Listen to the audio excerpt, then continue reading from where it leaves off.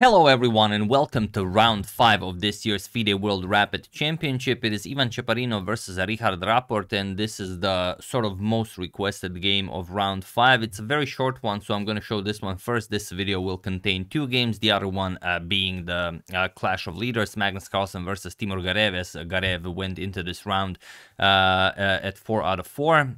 So we're going to check out that one as well. But first, this one, it's really a gem. So Cheparinov versus Richard Rapport, even with the white pieces, opens with pawn to e4. We have pawn to c6. Rapport goes for the Carlsen defense. Knight to f3, and now pawn to d5, striking in the center. So a fairly standard motive, d3, and now of course you could capture, but here queen to c7. Rapport now looking to trade queens. Early on we have knight to c3 and d captures on e4. We have d captures and now knight to d7, and already as of move 5 we have a completely new game. So okay, pawn to a4. You know that if black decides to castle queenside at some point, it might be useful. Like if knight b6, you can chase it away with a5 and go after an attack against the black king. So knight g2 f6 and bishop to c4. Now the knight does come to b6 as it comes with tempo. Bishop to b3 and now bishop to g4. We have pawn to h3 and just bishop captures an f3. You could throw in the in-between rook to d8, does look nice, but after bishop to d2 you will still have to decide probably to capture here, and after queen captures it's not really a problem. White will just castle queenside here. So instead bishop captures and f3 was played, queen captures and pawn to e6. Now we have bishop to g5 and now knight b to d7. Again, castling here makes a lot of sense, but Rapport doesn't like it. He goes knight to d7 first, probably fighting for that e5 square. He doesn't want to see e5 here, but the thing is, even if you castle here, pawn to e5 is not an option, so it's hard to say why this was discarded. But okay, he went knight b to d7, kingside castle, not queenside castles, kingside castle. This is also very odd, but as queenside castles was expected, probably he wanted to have castles on opposite sides of the board. Bishop to d6 and now rook a to d1. We have pawn to h6 and now bishop back to e3 and pawn to g5 by Rapport, preparing to attack with pawn to g4. So rook f to e1 and now not pawn to g4, the move you'd expect, but first rook to g8. Or you could play g4, h captures and only then play rook to g8. Bishop to d4 and now rook to g6. And rook to g6 is not the absolute best by Rapport. G4 right away is the way to go. But here after rook to g6 he blunders a very cool move.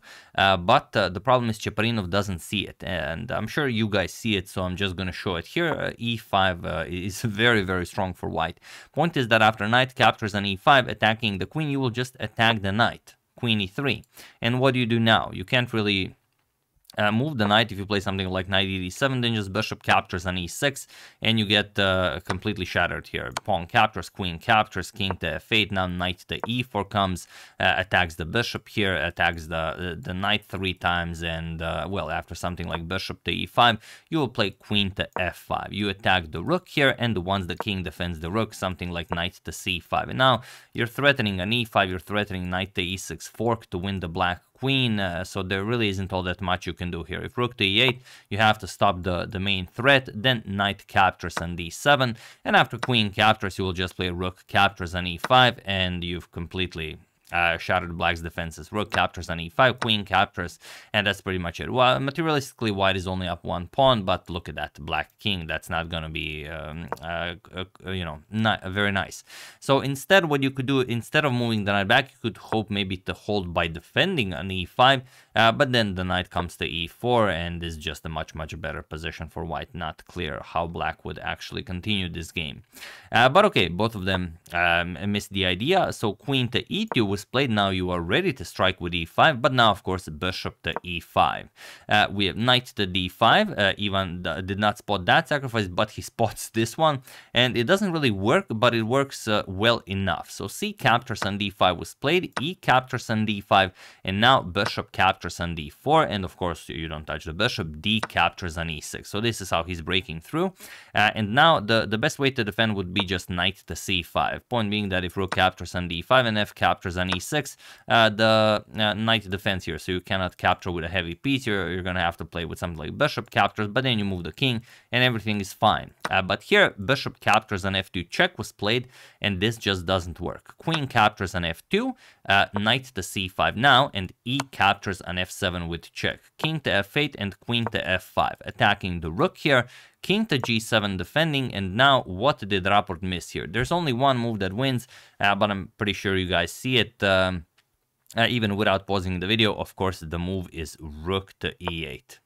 And now you're probably wondering, but why rook to e8? It's defended by the pawn. Sorry, it's defended by the knight. How are we to gain anything from this? Well, that's exactly it. You will remove the knight. So rook captures on e8 was played, and now of course you realize Cheparinov's idea. Queen captures on f6 in the style of the great Rashid Nezhmetdinov, and it was in this position on move 25 that Richard Rapport resigned the game, as there is nothing more to be done here. And it doesn't matter what you capture with, rook or the king. Next comes f captures on e8, and you bring a knight into the game with a monster triple fork here, or a royal fork, if you will, and that's just it. Once you move, the queen will be captured, and white will be up a full bishop. So of course, being up a piece at this level, this is resigns territory.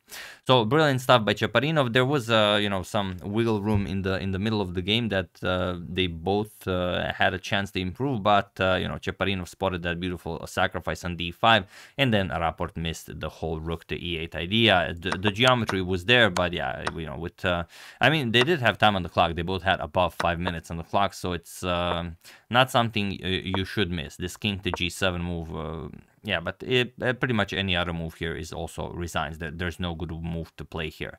You cannot defend the knight and the rook here. So yeah, very nicely done by Cheparinov. And now let's check out the other game of the leaders. That is Magnus Carlsen versus Timur Gareyev.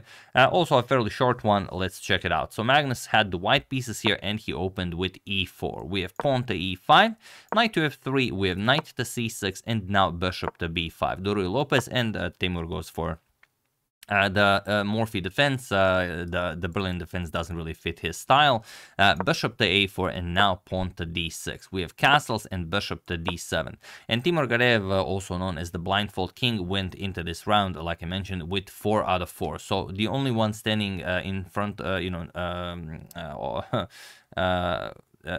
in front of him, opposing that 5 out of 5 is Magnus Carlsen. We have pawn to c3, and usually g6 and knight g to e7 are played here, but that is not Gareyev's style. He goes for pawn to g5 right away.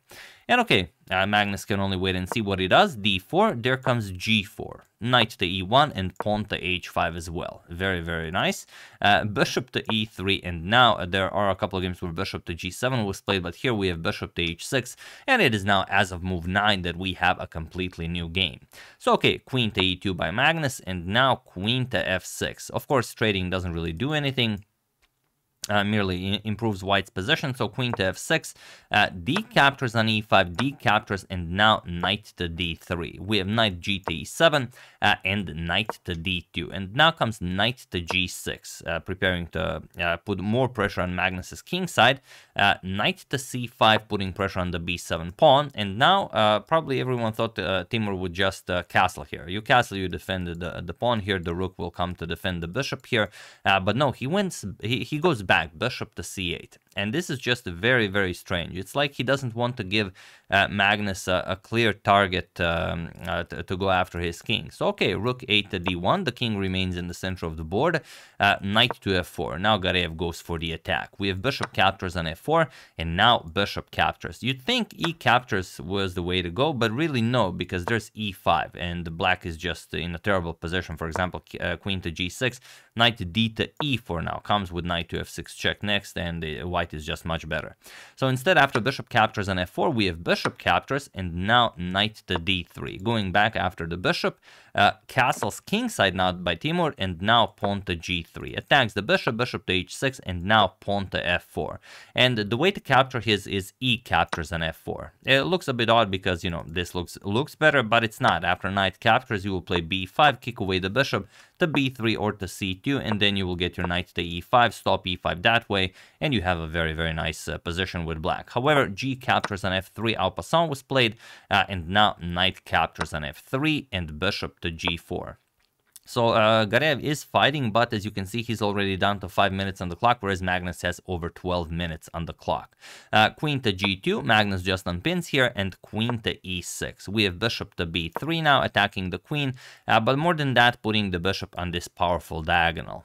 We have queen to e7 and now pawn to h3, getting rid of the bishop, bishop to e6, and now knight to h4. The knight is now coming to f5, bishop to e3 with check, king to h2, and now queen to g5, trying to get some sort of activity here on the king side, knight to f5, and now bishop back to b6, as the knight on f5 also attacks the bishop, and you really don't want to give up your light square bishop to eliminate this knight. So bishop back to b6, now pawn to h4, queen to f6, and now queen to e2, putting pressure on the h5 pawn.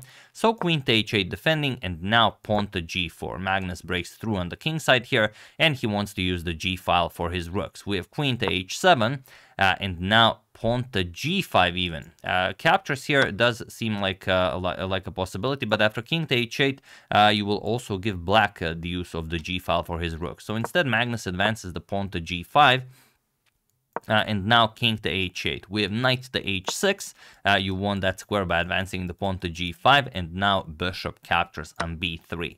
A captures and pawn to f6. And it looks like black is holding here. You cannot capture as the knight will hang, but queen captures on h5. Gets the queen into the game, and now g6 is coming. So how do you prevent g6? Well, bishop to e3. Now you cannot play this because just queen captures on h6, but now rook d to e1. Magnus harasses the bishop, and if you try to attack the rook, then the rook just follows the bishop. So there's really no trying that, and if you go back, g6 just wins the game on the spot. So f captures on g5 was played. He tried giving up the material here. Rook captures on f8 with check, rook captures, and here rook captures on e3, and he was in this position on move 36 that Timur Gareyev resigned the game, as there is nothing more to be done here. There's not much to try. You're down a full piece, and you don't have any compensation. You don't have any checks. This is covered by the knight, and if you try to gain some activity, even h captures on g5, this is just unplayable. It's it would be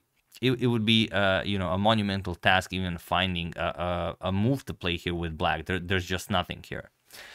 So yeah, very nicely done by Magnus, and Magnus and in the previous game, Cheparinov are the two leaders after the 5 rounds of Rapid. I will now, as all of the games probably have finished now, yeah, we have 4 people on 4.5, so it's Magnus, Carlsen, Yuangi, Ivan Cheparinov, and Vidit also lands on 4.5 out of 5. He defeats Maxim Chigaev in the final round.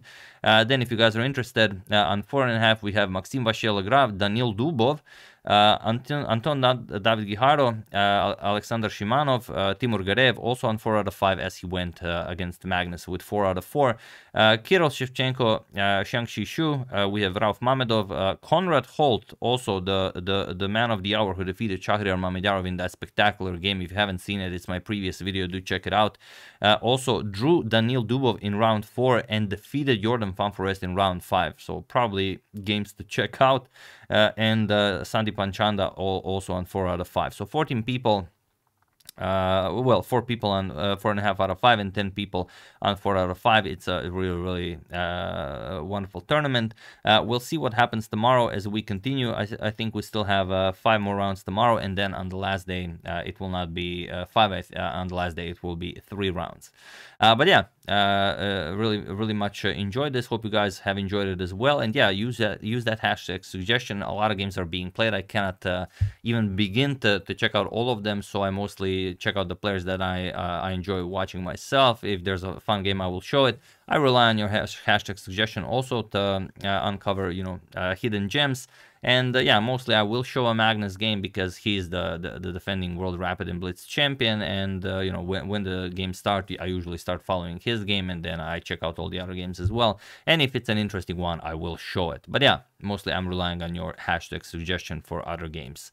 So yeah, that's the game. Hope you guys, or rather those were the games. Hope you enjoyed it. I would like to thank Jack Schroeder, Seido Dia, Isaac Davis, Martin Georg Paparik, and Timothy Rosen for your contribution to my channel. Thank you a lot. I really appreciate it. As usual, you can check 2 of my previous videos here. Thank you all for watching, and I will see you soon, continuing to check up on your wonderful suggestions, but mostly following the FIDE World Rapid Championship.